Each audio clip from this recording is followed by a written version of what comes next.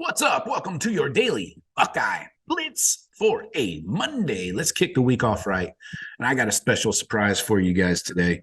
We're talking Buckeye receivers, current commits. We got Jeremiah Smith highlights. I'm going to show you some of his clips from out in LA. We had some other Buckeyes. We had Mylan Graham showing out in LA. These guys competed at both the Elite 11 and the overtime 7-on-7 championship. So I'm going to show some highlights of Jeremiah Smith while I talk about him. And then we'll get into a little bit of Mylan Graham, and we'll talk some Jeremiah McClellan, Buckeye target in this 2024 class. And then the fourth wide receiver target in this 24 class, Elijah Moore, receiver out of Baltimore. So we'll get into that. We'll touch on a little bit of Chris Henry. He was also out in LA competing. So let's kick it off here. I'm going to start up these highlights and talk about Jeremiah Smith while they run. So 2024 Ohio State commit Jeremiah Smith. He was turning heads in the City of Angels last week. Number 2 overall prospect in the class of 2024. His skills were on display at the Elite 11 and the overtime championship. He caught passes. Oh man, this guy is a freak. So the overtime championship is a 7-on-7 tournament that began on Thursday and ran through the weekend. But he earned MVP honors from On 3 on day 2, day 3. On 3, that website. Anyway, his size and speed combination is unmatched at the overtime finals. They call it OT7. His ability to get vertical, separate from defenders downfield, combined with his fluidity and crisp route running are extremely rare. Even during warmups, you can just see how strong his hands are as he just goes up and plucks the ball away from his body. He's shown why he's America's number 1, the best wide receiver in the country.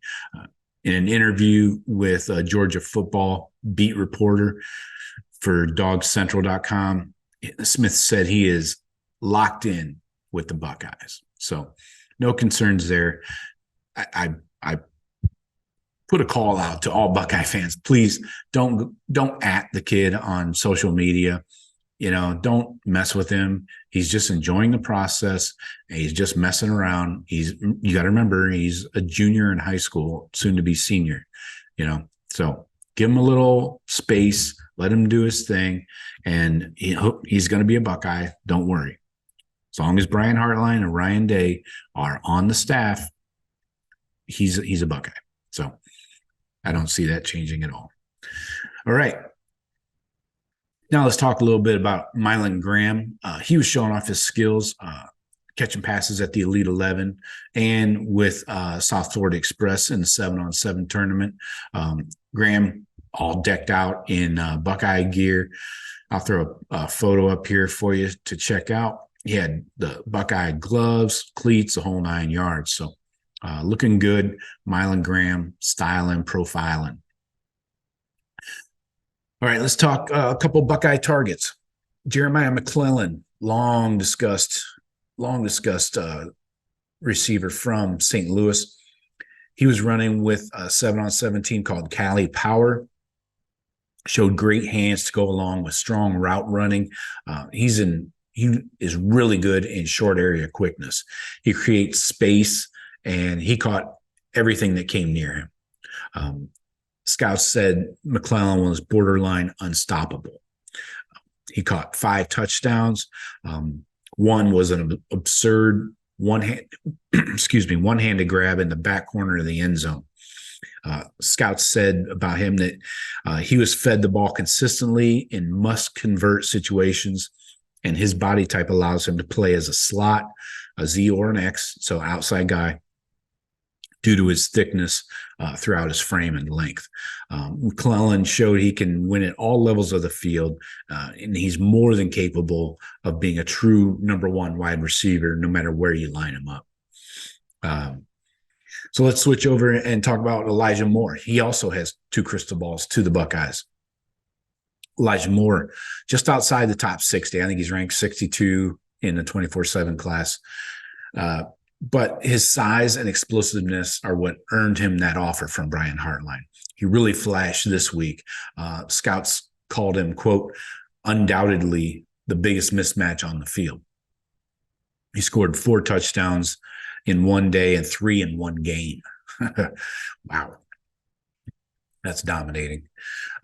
Scouts said about him at the tournament that he's one of the most physically imposing players on the field.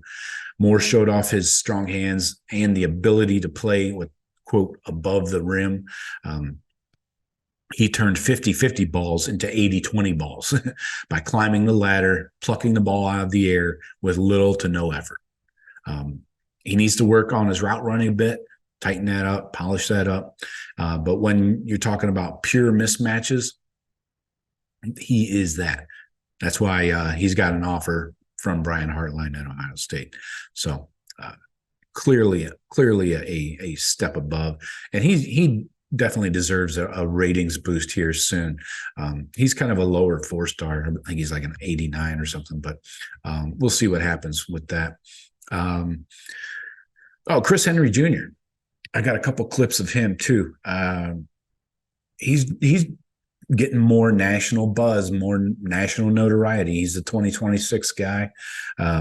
Wide receiver, major target for the Buckeyes in the 26 class. 6'5", he's already 6'5", man.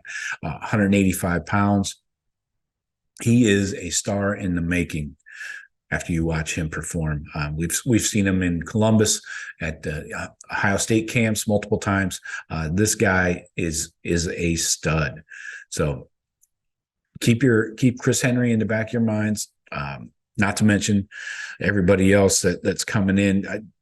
I did want to touch on Elijah Moore some more because he's an 8.904, number 62 in the country, number 11 ranked player in Maryland. Strong Buckeye lean, obviously, with the 2 crystal balls, but he's 6'4", 190. That's physically imposing, man. That's why I wanted to point that out when I was talking about him. But 6'4", I don't know if you're going to find a corner, especially in a 7-on-7 environment, that can cover a 6'4" guy. And he's just going to outreach you. There's just no way, you know. And also McClellan, 6 foot, 190. 190 is pretty big. I doubt there's too many corners out there that are 190. Again, he should get a ratings boost. He's number 20 in the country at wide receiver, number 4 in Missouri, number 4 player overall at 6 foot. So dude's got some size, range. He can go get it. This is going to be another back-to-back monster class for Brian Hartline and the Buckeyes. So hope you enjoyed the highlights.